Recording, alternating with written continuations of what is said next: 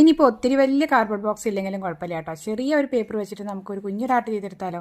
അപ്പോൾ അതായത് ഇതുപോലെ കുറേ കുഞ്ഞു കുഞ്ഞു കഷ്ണങ്ങളുണ്ട്. അപ്പോൾ നമ്മൾ ഇതിനെ ഒരു ത്രികോണ ഷേപ്പിൽ മുറിച്ചെടുക്കാൻ പോവാണ്. ഏതാണ്ട് ഒരു കേക്ക് പീസിൻ്റെ ഒക്കെ ഷേപ്പിൽ. അപ്പോൾ നമ്മളിത് ത്രികോണം പോലെ മുറിച്ചെടുത്തിട്ടുണ്ട്. പുതിയ കാർഡ്ബോർഡ് ഒന്നുമല്ല കേട്ടോ, പഴയത് എന്തോ മുറിച്ചിട്ടുള്ള കാർഡ്ബോർഡായിരുന്നു. പക്ഷേ നല്ല കട്ടി ഉണ്ടായിരുന്ന പേപ്പർ. അപ്പോൾ നമ്മൾ അടിയിൽ വയ്ക്കുന്ന പേപ്പറിന് കുറച്ചധികം കട്ടി വേണം. സൈഡിൽ അത്ര കട്ടിയില്ലെങ്കിലും കുഴപ്പമില്ല കേട്ടോ. അപ്പോൾ അതാ ഈ കനത്തിലുള്ള ഈ ട്രയാങ്കിൾ ഷേപ്പിൻ്റെ സൈഡിലായിട്ട് നമ്മൾ അത്ര കനമില്ലാത്ത കാർഡ്ബോർഡ് പേപ്പർ ജസ്റ്റ് ഒന്ന് ഒട്ടിച്ചു കൊടുക്കുന്നുണ്ട്. നമുക്ക് എത്ര ഹൈറ്റ് വേണോ ആ ഒരു ഹൈറ്റിൽ നമ്മളിത് ഇതുപോലെ ഒട്ടിച്ചെടുക്കുന്നുണ്ട്. പിന്നെ ഏത് ആർട്ട് തുടങ്ങുമ്പോഴും ഒരു 5 മിനിറ്റ് ക്രാഫ്റ്റാണ് കേട്ടോ എൻ്റെ പ്ലാനിലുണ്ടായിരിക്കുക. അപ്പോൾ അതുകൊണ്ട് തന്നെ ഒട്ടിച്ച് നിൽക്കാനുള്ള ക്ഷമ അധികം ഉണ്ടായിരിക്കില്ല. പക്ഷേ ഇതിങ്ങനെ പിടിച്ചു കൊടുത്താൽ തന്നെ ആയിട്ട് ഒട്ടി കിട്ടുള്ളൂ. അപ്പോൾ അത് ഒട്ടി കഴിഞ്ഞപ്പോൾ നമ്മൾ ബാക്കിൽ ഇതുപോലെ ഒരു സ്ക്വയർ പീസും കൂടി വെച്ച് കൊടുത്തിട്ട് ഒരു ബോക്സ് ടൈപ്പ് ആക്കി എടുത്തിട്ടുണ്ട്. പിന്നെ ഇതിനൊരു അടപ്പും കൂടി സെറ്റാക്കണം. ഏതാണ്ട് ഒരു കേക്കിൻ്റെ ഒരു പീസിൻ്റെ ഷേപ്പ് പോലെയാണ് ഉദ്ദേശിച്ചത്. ഇനി ഇതിൻ്റെ അടപ്പിനൊരു ഹാൻഡിലും കൂടി നമ്മൾ വെച്ച് കൊടുക്കുന്നുണ്ട്. ഇത്രയായപ്പോൾ പിന്നെ ബാക്കിയുള്ളത് പെയിൻറ്റിങ് വർക്കാണ്. അതും കൂടി ആയപ്പോൾ സംഭവം റെഡി ആയിട്ടുണ്ട്.